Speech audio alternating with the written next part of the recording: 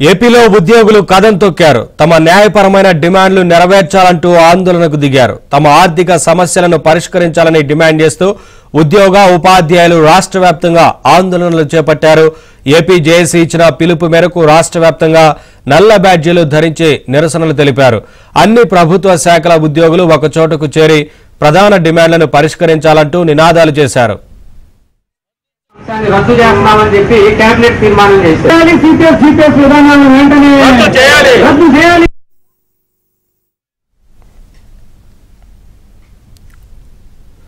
రాష్ట్రంలో వైసీపీ ప్రభుత్వం ఏర్పడిన తర్వాత డిఏలు, సరెండర్ లీవ్లు, ఏపీజీఎల్ఐ, జీపీఎఫ్ రుణాలు రాక ఉద్యోగులు అనేక ఇబ్బందులు పడుతున్నా పట్టించుకోలేదని ఉద్యోగులు వాపోయారు.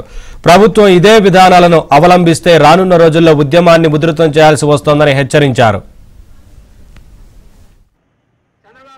మీటింగ్ లో కూడా చెప్పాడు, మాకు ఇంకొక అవకాశం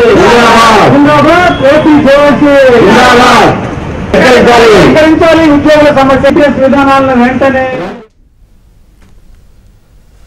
గుంటూరులో తాలూకా కార్యాలయం ఎదుట ఏపీ జేఏసీ ఆధ్వర్యంలో ఉద్యోగులు ధర్నా చేపట్టారు. ఈ కార్యక్రమంలో ఏపీ జేఏసీ అధ్యక్షుడు బండి శ్రీనివాసరావు ముఖ్య అతిథిగా హాజరయ్యారు. ఉద్యోగులకు రావాల్సిన బకాయిలను తక్షణమే విడుదల చేయాలని డిమాండ్ చేశారు. ప్రభుత్వం నుంచి న్యాయపరంగా రావాల్సిన 12వ పీఆర్సీ, డిఏలు ఇవ్వాలని కోరడం నేరమా అని ప్రశ్నించారు. ఉద్యోగులకు ప్రభుత్వం 26,000 కోట్ల బకాయి పడిందన్నారు. ఈ నెల 27న ఉద్యోగులతో చలో విజయవాడ కార్యక్రమాన్ని నిర్వహిస్తామని, ప్రభుత్వం అప్పటిలోగా తమ డిమాండ్లను నెరవేర్చాలని, లేకపోతే ఉద్యమాన్ని తీవ్రతరం చేస్తామని శ్రీనివాసరావు హెచ్చరించారు.